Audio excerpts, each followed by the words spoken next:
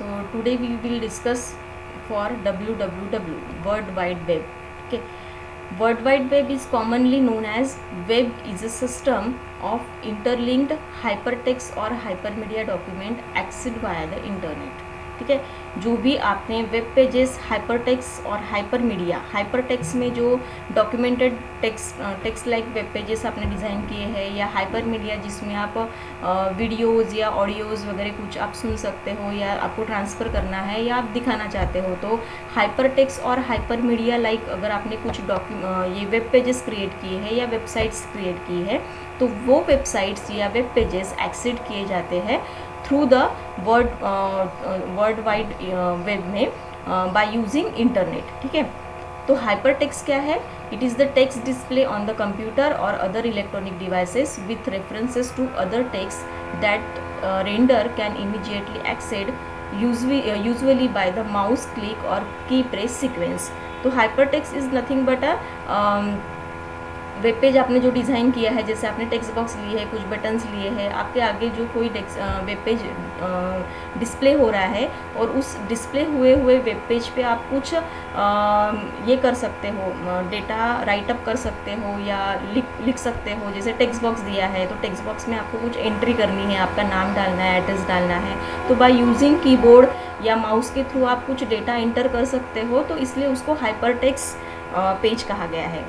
Hypermedia means it is basically used as a logical extension of the term hypertext. ये extension है hypertext का and basically used for displaying graphics, audio, video, plain text and hyperlinks to create generally a non-linear medium of information.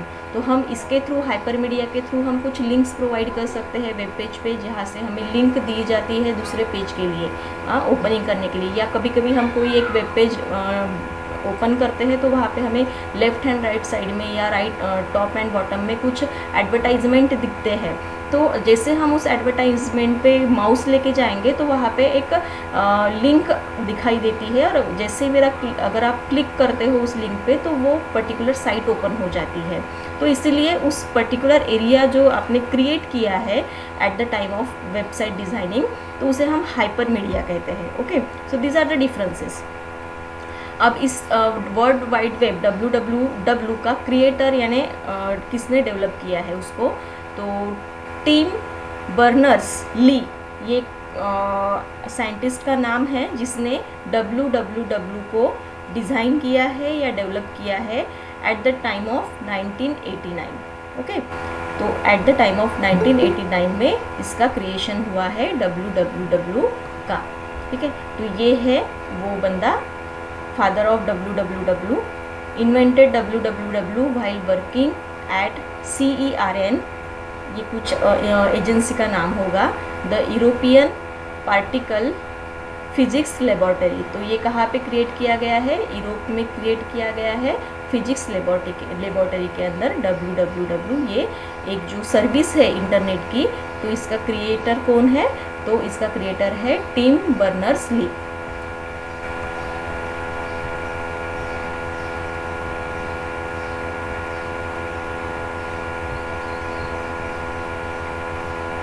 Then what is the difference between web and internet?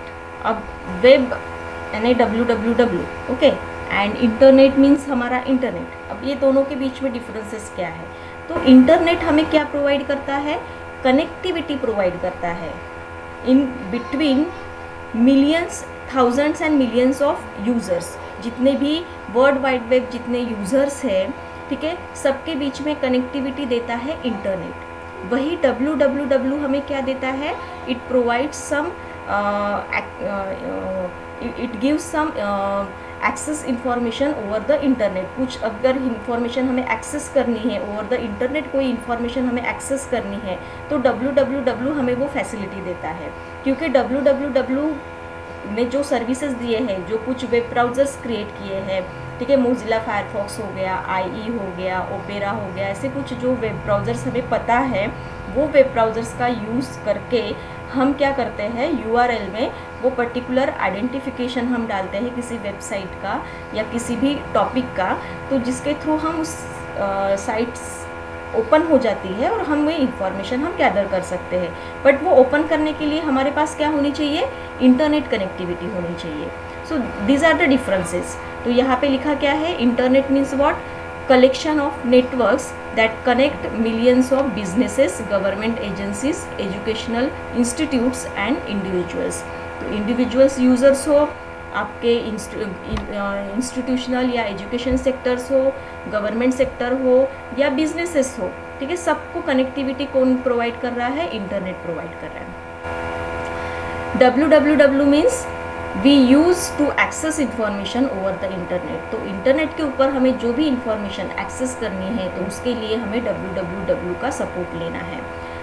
Different communication protocols are used in that www। तो www के अंदर हम different communication protocols को use करते हैं information access करने के लिए। हाइपरलिंक्स यूज़ करते हैं, special links called as hyperlinks that enables the user to jump from one place to another web page या another on the websites। तो दूसरे वेबसाइट पे जंप करना है तो हमें वहाँ पे हाइपरलिंक्स का सपोर्ट लेना पड़ता है। तो www के अंदर हम प्रोटोकॉल्स यूज़ करते हैं, हाइपरलिंक्स यूज़ करते हैं और जिसके थ्रू हम ऑल ओवर द वर्ल्ड कोई भी इंफॉर्मेशन एक्सेस कर सकते हैं। So these are the differences web and internet. Web means your www, ठीक है, वर्ल्ड वाइड वेब। अब वेब पेज पे आते हैं। Again web page is a part of www, ठीक है, वर्ल्ड वाइड वेब। तो वेब पेज क्या है, web page is nothing but a one document that is created by the user. User के थ्रू कोई एक वेबसाइट या वेब पेज क्रिएट किया गया है तो उसे हम वेब पेज कहते हैं। It is the document, it is the resource for gathering information gather करने के लिए ये एक रिसोर्स है या एक डॉक्यूमेंट है जिसके थ्रू हम इंफॉर्मेशन गैदर भी कर सकते हैं, इंफॉर्मेशन डिस्प्ले भी कर सकते हैं in the form of hypertext और hypermedia. Okay, so web page is a document or resource of information that is suitable for www and can be accessed through the web browser and display on monitor or your mobile devices। तो हम हमारे monitor पे यानी computer monitor पे या mobile devices पे हम किसका सपोर्ट लेते हैं, वेब ब्राउज़र्स का सपोर्ट लेते हैं और वेब ब्राउज़र्स में हम URL डाल के थ्रू द www हम all over the world information gather कर सकते हैं, इंफॉर्मेशन डिस्प्ले कर सकते हैं in the form of hypertext and hypermedia. This information is usually in HTML और XHTML format and may provide navigation to another web pages via the hypertext links। Basically जो information आपको display करनी है या information gather करनी है all over the world, जो web page आप क्रिएट करोगे उसका फॉर्मेट रहता है HTML format, hypertext markup language, ठीक है। इट इज़ द लैंग्वेज, जैसे C++, जावा, .NET ये सब लैंग्वेजेस है, ठीक है। वैसे ही वेब पेजेस क्रिएट करने के लिए, वेबसाइट्स डिज़ाइन करने के लिए जिस लैंग्वेज का हम सपोर्ट लेते हैं डिज़ाइनिंग के लिए उसे HTML लैंग्वेज कहा जाता है, हाइपरटेक्स्ट मार्कअप लैंग्वेज, और एक्सटेंशन है उसका XHTML, it is the extension, ठीक है, next version of the HTML। तो XHTML फॉर्मेट में वो आपका वेब पेज रहता है जिसके थ्रू इंफॉर्मेशन जनरली डिस्प्ले या एक्सेस कर सकते हैं। So this information is usually in HTML or XHTML format and may provide the navigation to other web pages via the hyperlink or hypertext links। It can be contain text, graphics, audio, video and has builds in connection or links to another web document। जैसे कि पहले ही मैंने बताया कि web page पे हम hypertext और hypermedia दोनों चीज़ों का कॉम्बिनेशन हो सकता है। हाइपरटेक्स्ट में आप कोई इन्फॉर्मेशन डिस्प्ले करना चाहते हो, देना चाहते हो या कोई इन्फॉर्मेशन गैदर करना चाहते हो तो आप वहाँ पे हाइपरटेक्स्ट पेज क्रिएट करोगे। हाइपरमीडिया में अगर आपको कुछ graphics related, audio, video and so कुछ लिंक्स आपको प्रोवाइड करनी है किसी दूसरे वेबसाइट को ओपन करने के लिए तो वो भी आता है आपके वेब पेज के अंदर। तो इस तरीके से वेब पेज के अंदर ये सब कंटेंट्स अवेलेबल रहते हैं या डिज़ाइन किए जाते हैं। Web page has a unique address called as URL। So what is the long form of URL? Uniform resource locator. इसका लॉन्ग फॉर्म क्या है? Uniform resource locator. किसका? URL का। तो हर एक वेब पेज का यूनिक एड्रेस रहता है जिसे हम URL कहते हैं, ठीक है। जब भी हमें कोई वेबसाइट या वेब पेज ओपन करना रहता है तो हम उस URL को वेब ब्राउज़र के ऊपर जो URL बार रहता है वहाँ पे हम इंसर्ट करते हैं, एंड इंसर्ट करने के बाद जब हम एंटर बटन प्रेस करेंगे तो वो वेब पेज ओपन हो जाता है। तो हर एक वेब पेज का यूनिक एड्रेस रहता है जिसे हम कहते हैं URL। उसका लॉन्ग फॉर्म क्या है? Uniform resource locator. Then web browser, it is the software application. Web browsers जो है वो एप्लीकेशन है, सॉफ्टवेयर है जो आपको क्रिएट करके दिए हैं www ने। किस लिए?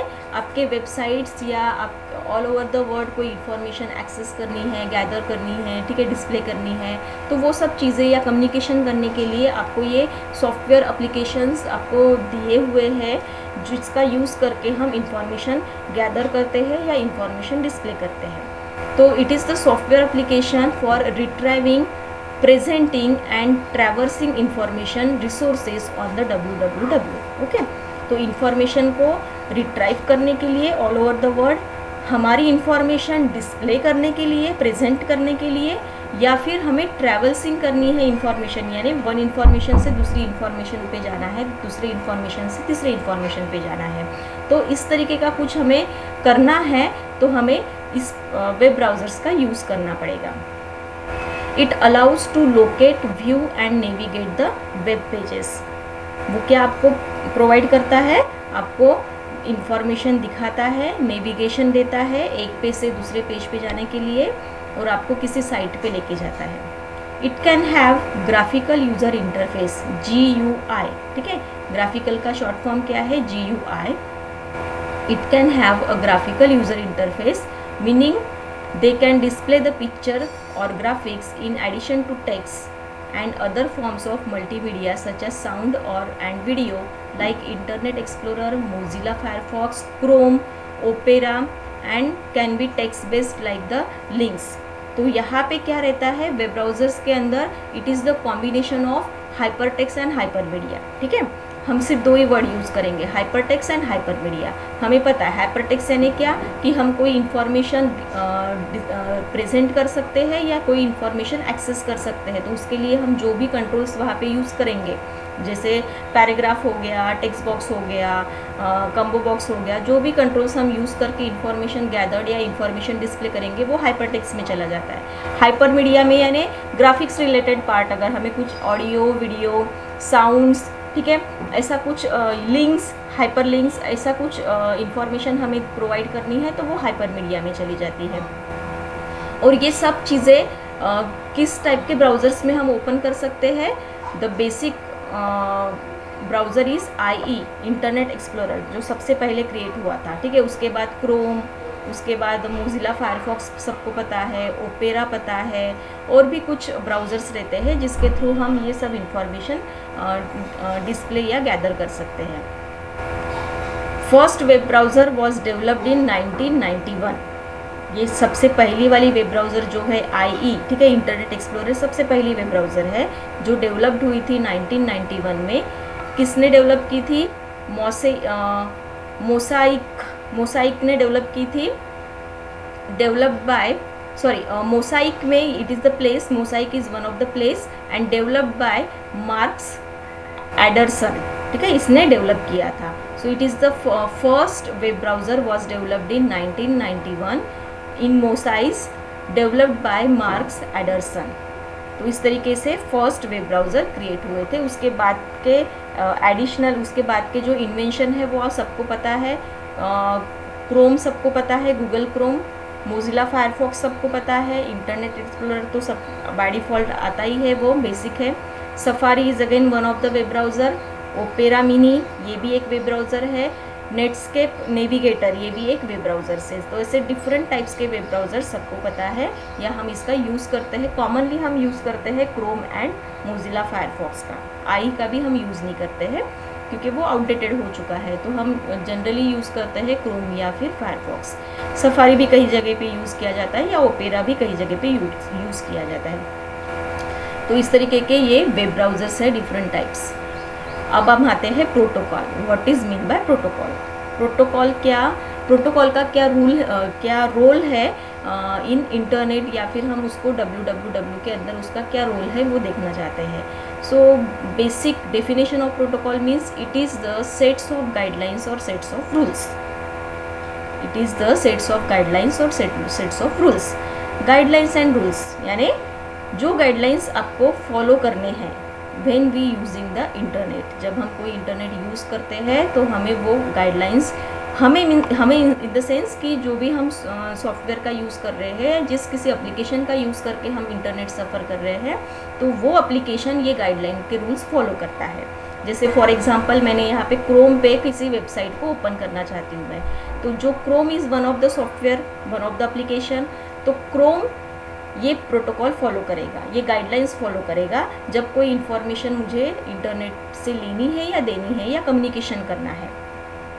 सो डेफिनेशन क्या है प्रोटोकॉल की? It is the sets of guidelines और sets of rule. Communications protocol is formally description of message format and the rules of exchanging those messages. तो बेसिक फंडा क्या है प्रोटोकॉल का, कि प्रोटोकॉल क्या करता है, जो भी मैसेजेस आपको सेंड करने हैं फ्रॉम क्लाइंट टू सर्वर और सर्वर टू क्लाइंट, जो बेसिक इसका जो ये रहता है कम्युनिकेशन जो रहता है, तो client to server and server to client, इस तरीके का कम्युनिकेशन रहता है। जब हम कोई वेब URL में किसी साइट को ओपन करते हैं तो दैट टाइम आपका जो क्लाइंट है, जैसे you are the client, user जो हो गया वो क्लाइंट हो गया, यूज़र साइट जो आपने एप्लीकेशन ओपन किया वो क्लाइंट साइट हो गया। तो जब हम कोई ये वेबसाइट ओपन करते हैं तो that time request will send to the server, server को रिक्वेस्ट सेंड की जाती है। क्या रिक्वेस्ट रहती है? फॉर ओपनिंग दैट साइट, उस साइट को ओपन करना है। तो जब वो सर्वर पे रिक्वेस्ट जाएंगी तो सर्वर उसको एग्जीक्यूट करके रिस्पॉन्स देगा आपको, और आपके ब्राउज़र पे वो वेबसाइट ओपन हो जाती है। So these are the communication client and server. तो क्लाइंट और सर्वर के बीच में ये कम्युनिकेशन होता है हमेशा, ठीक है, इंटरनेट पे के ऊपर। तो ये कम्युनिकेशन जो होता है दैट टाइम प्रोटोकॉल जो है वो रोल करता है खुद का इम्पोर्टेंस। उसका जो भी इम्पोर्टेंस क्या रहता है, for exchanging the messages from client to server and server to client in the secure way. तो ये प्रोटोकॉल उसको फॉलो करना रहता है। Format that agreed to transfer the data between the two devices. तो इसमें उसको कोई उसका एक फिक्स फॉर्मेट रहता है, कुछ मेथड्स रहती है उस प्रोटोकॉल की। जो भी प्रोटोकॉल आपने उस पर्टिकुलर एप्लीकेशन में यूज़ हुआ है या उस सॉफ्टवेयर में यूज़ हुआ है जो प्रोटोकॉल, ठीक है, उसके कुछ मेथड्स रहती है, गेट मेथड, उसके बाद मूव करने के लिए, मैसेज मूव करने के लिए, रिक्वेस्ट सेंड करने के लिए, रिस्पांस रिटर्न लाने के लिए, तो कुछ ऐसे मेथड्स का यूज़ किया जाता है। तो उसे हम कहते हैं कि फॉर्मेट, उस पर्टिकुलर प्रोटोकॉल का फॉर्मेट। तो वो फॉर्मेट फॉलो किया जाता है between the two devices, client and server to client. और नीचे कुछ प्रोटोकॉल्स दिए हुए आपको, उसमें से हम ऑन इंटरनेट जो यूज़ होता है वो TCP IP and HTTP protocol use किया जाता है। तो 99% सभी जगह पे HTTP प्रोटोकॉल यूज़ होता है। और दूसरा TCP IP, ये जो लास्ट वाला आपको दिख रहा है, TCP का लॉन्ग फॉर्म क्या है, transmission control protocol, and basically it is used along with the IP protocol. IP का लॉन्ग फॉर्म क्या है, इंटरनेट प्रोटोकॉल। तो ये TCP IP कहा जाता है, दोनों को मिला के TCP IP कहा जाता है। तो TCP IP प्रोटोकॉल इंटरनेट पे यूज़ होता है, उसके साथ साथ HTTP protocol means hypertext transfer protocol भी यूज़ होता है, ठीक है। किसी किसी जगह पे HTTP यूज़ होता है, किसी किसी जगह पे TCP IP यूज़ होता है। फाइल ट्रांसफ़र प्रोटोकॉल भी यूज़ होता है, जैसे कहीं जगह पे कुछ सेक्टर्स ऐसे हैं जहाँ पे बहुत ही सिक्योर्ड टाइप की फाइल्स ट्रांसफ़र करनी है from one place to another place, तो वहाँ पे FTP प्रोटोकॉल यूज़ होता है। कहीं जगह पे SMTP mean simple mail transfer protocol, ये मेलिंग में जब हम ईमेल्स करते हैं तो या ईमेल्स के वक्त ये प्रोटोकॉल का गाइडलाइंस या रूल्स फॉलो किए जाते हैं। NNTP networks news file transfer protocol, ये भी एक प्रोटोकॉल है फाइल को ट्रांसफ़र करने के लिए related to the network news files. तो ऐसे अलग अलग टाइप्स के प्रोटोकॉल्स हैं जो अकॉर्डिंग टू योर आपका जो भी इंटरनेट है या जो आपने एप्लीकेशन यूज़ किया है या फिर जो सॉफ्टवेयर यूज़ किया है, तो अकॉर्डिंग टू दैट सॉफ्टवेयर वो अलग अलग प्रोटोकॉल्स फॉलो किए जाते हैं। बट प्रोटोकॉल का ओवरऑल मीनिंग क्या है? To follow the sets of rules and sets of guidelines in between the two devices, means client to server and server to client. अब क्लाइंट टू सर्वर ही क्यों? क्योंकि क्लाइंट जब भी कोई वेबसाइट या URL ओपन करेगा तो आपकी क्लाइंट से रिक्वेस्ट सेंड की जाती है सर्वर पे, और सर्वर से रिस्पॉन्स आता है आपके क्लाइंट पे यानी आपके क्रोम पे, या फिर आपने मोजिला फायरफॉक्स यूज़ किया है या आई आपने ओपन किया है तो वहाँ पे आपका होम पेज ओपन होता है। तो इस तरीके का कम्युनिकेशन में यूज़ किया जाता है प्रोटोकॉल। इलेक्ट्रॉनिक मेलिंग्स क्या होती है? सबको पता है, हम जीमेल्स यूज़ करते हैं। सो Gmail is nothing but a electronic mail, return messages that is sent and received over the internet. तो जीमेल सबको पता है, अगर आपको मेल करना है तो आप क्या करते हो? वहाँ पे कंपोज करते हो। कंपोज में आप जो भी आपको मैसेज लिखना है वो मैसेज लिखते हो। वहाँ पे दो यूज़र्स के लिए आपको वहाँ पे टू में आपको वहाँ पे सेंड करना रहता है, लिखना रहता है Gmail address of the person जिसको आपको सेंड करना है, उसका जीमेल एड्रेस, ईमेल एड्रेस क्या है, और नीचे आपका एड्रेस रहता है। और वहाँ पे सब्जेक्ट हम टाइप करते हैं, और सब्जेक्ट टाइप करने के बाद नीचे और कुछ अटैचमेंट के लिए आपको फाइल अटैचमेंट कुछ करनी है, डॉक्यूमेंट, PPTs वगैरह, वो अटैच करके आप मेल सेंड करते हो, तो उसे हम कहते हैं जीमेल्स या फिर electronics mail. Like ordinary mail, email have addresses, ये सेकंड पॉइंट है। The message can be formatted and enhance with graphics and may also include the other files as a attachment. तो यहाँ पे मैसेजेस हम formatted करते हैं, या फिर कुछ ग्राफिक्स भी हम वहाँ पे डिज़ाइन कर सकते हैं, या हम अटैच कर सकते हैं कुछ फाइल्स, इस तरीके का वो मेल बॉक्स रहता है। Like ordinary mail, email have address, तो ईमेल का एक एड्रेस रहता है, सो एंड सो, जैसे मेरा एड्रेस है raut.rashu@gmail.com, आपके भी कुछ जीमेल एड्रेसेस होंगे, तो इस तरीके के एड्रेसेस रहते हैं। Email address identifies the email box to which email messages can be delivered, तो हम उसके लिए यूज़ करते हैं ईमेल बॉक्स। कंपोज हम जब करते हैं उसको ईमेल बॉक्स कहा जाता है। The most email on the internet uses the simple mail transfer protocol. जैसे मैंने कहा कि ये जो हमने प्रीवियस स्लाइड में हमने कुछ प्रोटोकॉल्स के टाइप्स देखे थे, तो उसमें से जो SMTP means simple mail transfer protocol generally आपके जीमेल अकाउंट में यूज़ किया जाता है when we want to send the message through some emails. तो ईमेल्स के थ्रू हम कोई मैसेजेस सेंड करते हैं किसी दूसरे यूज़र को, या फाइल सेंड करते हैं, तो उसमें जो प्रोटोकॉल यूज़ किया जाता है वो generally 99% simple mail transfer protocol होता है। Again this is the protocol, and वो protocol means it has some guidelines, sets of rules जो उसको फॉलो करने हैं whenever we communicate between the two devices. So this is the example. अब यहाँ पे ये जो आपको दिख रहा है, यहाँ पे नेटस्केप ब्राउज़र यूज़ किया गया है। ये जो हमने कुछ ब्राउज़र्स देखे थे यहाँ पे, तो last one is the Netscape navigator browser. तो नेटस्केप नेविगेटर ब्राउज़र जब आप यूज़ करोगे तो आपको इस तरीके का मेल बॉक्स दिखता है। तो यहाँ पे ये मेल बॉक्स है, ये देखो यहाँ पे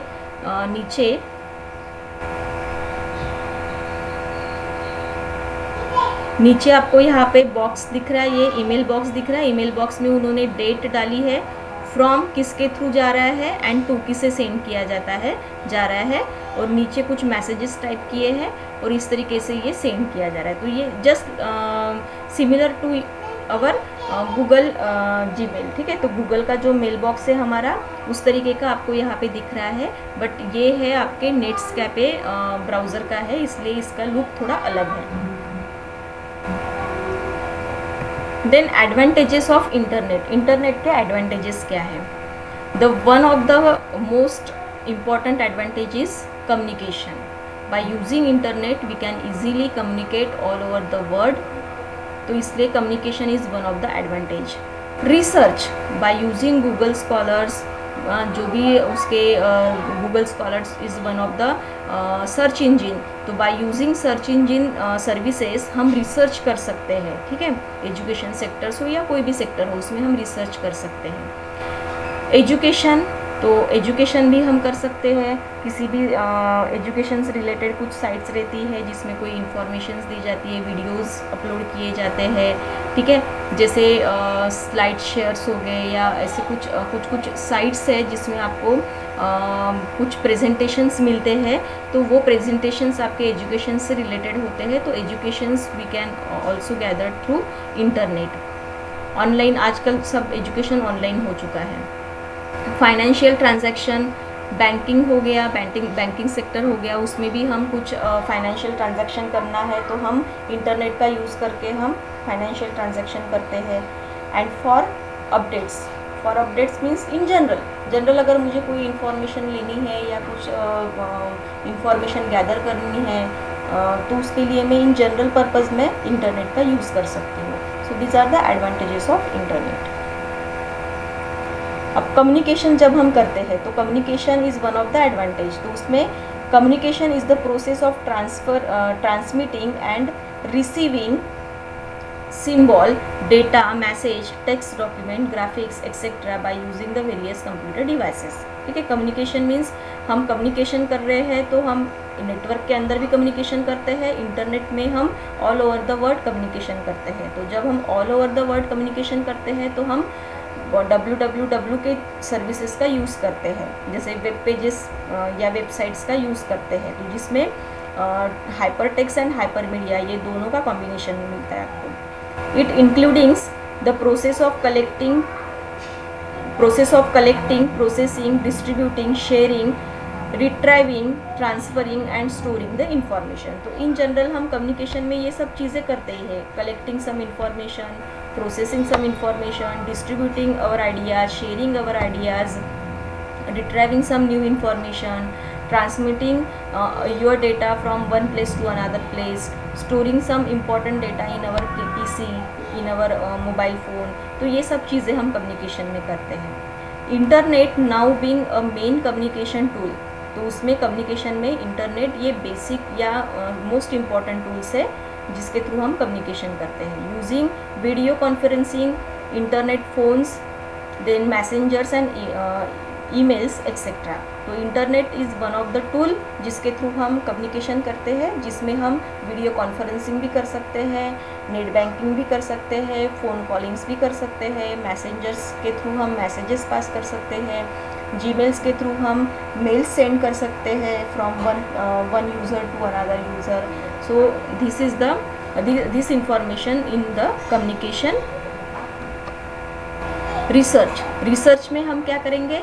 In order to do the research, you need to go through the hundreds of books as well as the references, and that was one of the most difficult job to do the earlier।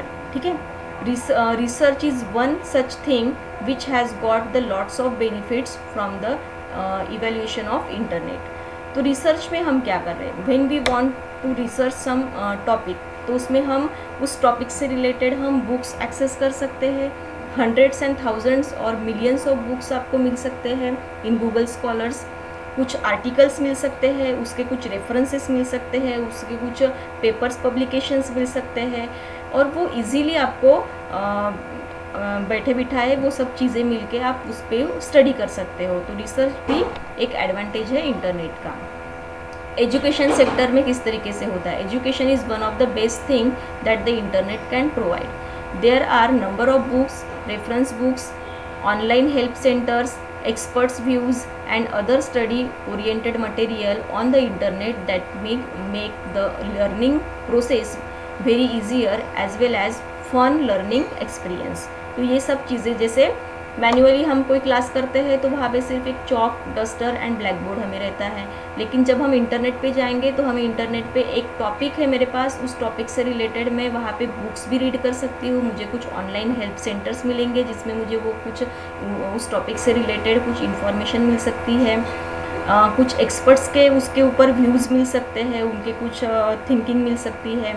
Study material मुझे मिल सकता है।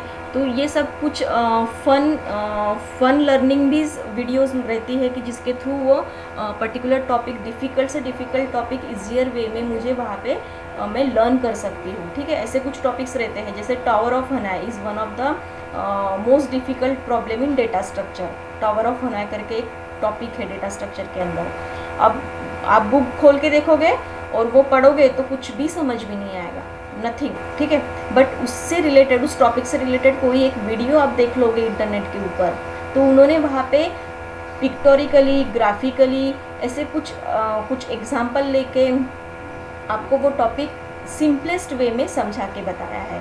तो वो topic 10 minute में एकदम से समझ में आता है। लेकिन वही मैं कॉपी खोल के, वो बुक खोल के मैं 1000 बार भी रीड कर लूँ तो भी मेरे दिमाग में नहीं जाएगा। तो इस तरीके से फ़न रिलेटेड कुछ एक्सपीरियंसेस आपको वहाँ पे मिलेंगे इंटरनेट के ऊपर। तो ये सब चीज़ें एजुकेशन में आती है जो इजीली हम इंटरनेट से एक्सेस कर सकते हैं। Financial transactions. Financial transaction is the term which is used when there is exchange of money. With the use of internet in the financial transaction, our work has becomes lots easier. With the ability to do the financial transaction easily over the internet, you can purchase and sell our item easily. तो यहाँ पे financial transaction means exchange of monies exchange करना। तो by using some apps जैसे UPI हो गया, Paytm हो गया, और कुछ अलग अलग ऐप्स हमें दिखते हैं, ठीक है। तो ये ऐप्स हमें, या ये एप्लीकेशंस क्या है, ये सब सॉफ्टवेयर एप्लीकेशंस है जिसके थ्रू हम मनी एक्सचेंज करते हैं। अगर मैंने कोई आइटम लिया है, ठीक है, किसी साइट पे जाके, और मुझे ऑनलाइन ट्रांजैक्शन करना है, तो मैं वहाँ पे बैंकिंग भी, वहाँ पे अलग अलग ऑप्शंस दिए जाते हैं।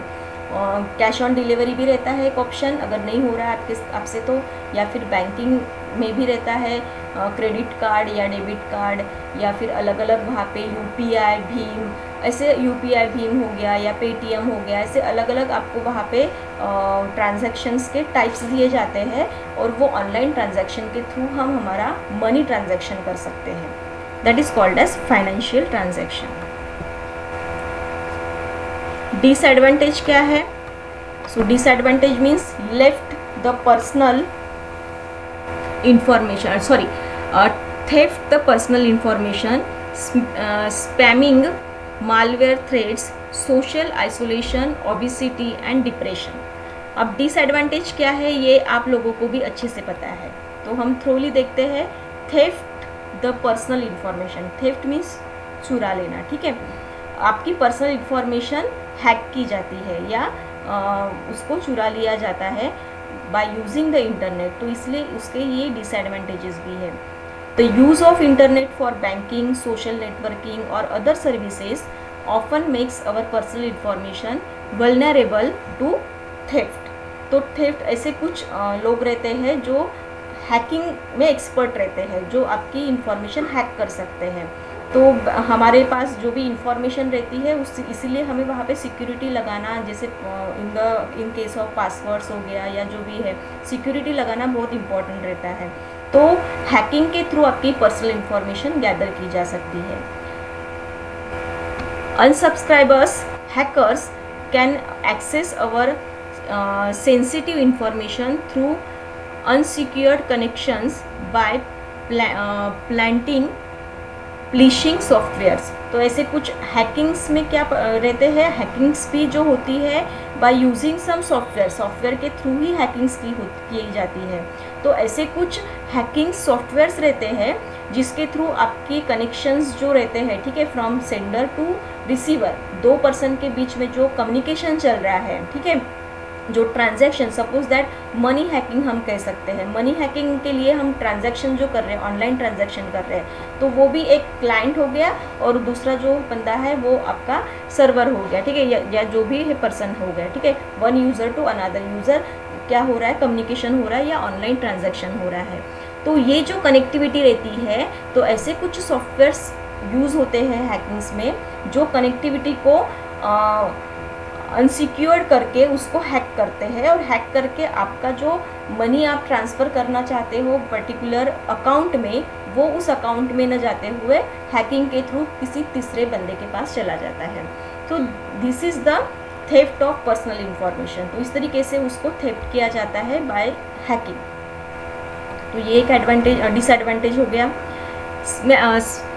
स्पैमिंग पता है, स्पैमिंग एक अगर आप आपका जीमेल अकाउंट ओपन करोगे तो वहाँ पे इनबॉक्स वगैरह आउटबॉक्स वगैरह रहता है, उसमें स्पैम करके भी एक वर्ड लिखा रहता है। तो स्पैमिंग में अनवांटेड ईमेल्स आते रहते हैं हमेशा। तो spamming refers to the sending unwanted emails which serves no purpose and needlessly obstructs to the computer system. वो जनरली आपके कंप्यूटर सिस्टम को ऑब्स्ट्रक्ट करने का यानी डिस्टर्ब्स करने का काम करते हैं। तो स्पैमिंग में हमेशा आप देखोगे तो स्पैमिंग सेक्शन में अगर आप जाओगे आपके जीमेल अकाउंट में, तो आपको वहाँ पे ऐसे अनवांटेड अननेसेसरीली जो हमारे यूज़ में ही नहीं है ऐसे ईमेल्स वहाँ पे उस इनबॉक्स में रहते हैं, स्पैम में रहते हैं। आप देखोगे किसी मेल को ओपन करके तो वो कुछ नहीं, किसी पर्टिकुलर प्रोडक्ट के रिलेटेड इंफॉर्मेशन रहेंगी या एडवर्टाइजमेंट रहेगा और कुछ रहेगा, या फिर आप कुछ बैंकिंग के रिलेटेड भी कुछ ईमेल्स रहते हैं कि जैसे आपको लॉटरी लग गई है, आप 1 करोड़ अभी जीतने वाले हो, क्लिक ऑन दिस बटन, आप क्लिक करते हो तो आप हैक किए जाते हो या फिर आपका जो इन्फॉर्मेशन है वो लिया जाता है। तो इस तरीके से अनवांटेड अननेसेसरीली इन्फॉर्मेशन वहाँ पे रहती है स्पैमिंग में, ठीक है। This can be prove to be increasingly perplexing as a keep to getting the mix with our more important emails. तो इस तरीके से स्पैमिंग में अनवांटेड ईमेल्स रहते हैं जो अननेसेसरीली वहाँ पे आते हैं। Malware threats, one of the most enjoying problem with the internet is the easy to which any malware can infect our computers. Viruses means our malware threats means our viruses। तो कुछ internet के through ऐसे कुछ viruses हमारे computer में आ जाते हैं जो हमारे कंप्यूटर सिस्टम के अंदर कुछ इंपॉर्टेंट फाइल्स है उसको वो डिस्ट्रैक्ट कर देते हैं, तो उसे हम मालवेयर थ्रेट्स कहते हैं। Computer connect to the internet are extremely prone to the IP targeted virus attack that may ends up crashing the system completely। तो इसलिए आपका सिस्टम क्रैश हो जाता है, सडनली डाउन हो जाता है, बिकॉज कुछ मालवेयर थ्रेट्स या वायरसेस हम जिसे कहते हैं वो आपके कंप्यूटर सिस्टम पे अटैक कर लेते हैं। तो जनरली ये वायरसेस से या मालवेयर थ्रेट्स से बचने के लिए हम एंटीवायरस इंस्टॉल करते हैं हमारे पीसीस के अंदर। Then social isolation, obesity and depression, ये तो नॉर्मली सबको पता ही है कि बच्चों के हाथ में अगर दे दिया है, सेलफोन दे दिया है या हमारे पास सेलफोन आ गया जिसमें इंटरनेट है, तो हम ऑटोमेटिकली उसके साथ हम क्या हो जाएंगे, फैमिलियर हो जाएंगे। हम दिन रात सोते जगते उसका ही यूज़ करेंगे और ऐसे कुछ अननेसेसरीली अनवांटेड वीडियोस हम देखते जाएंगे, डिप्रेशन होते जाएंगे। बैठे बिठाए काम है इंटरनेट पे, तो इसलिए ओबिसिटी भी एक वन ऑफ द उसका डिसएडवांटेज है। हम मोटापा आ जाता है जल्दी से, पेट निकलने लगता है। तो ये सब चीज़ें जो है वो इंटरनेट के डिसएडवांटेजेस में आती है। Okay, so that's it for today. आज हमने इंटरनेट के एडवांटेजेस डिसएडवांटेजेस देखे हैं। उसके बाद ये बाकी जो सेक्शन हाँ बस ख़त्म हो गया हमारा, ये कंक्लूजन का ही था पार्ट। ओके, तो हमने ये फर्स्ट यूनिट का ओवरऑल पूरा पार्ट कंप्लीट किया है। जो भी 2-3 टॉपिक्स होंगे वो मैं कल आपको पढ़ाऊँगी।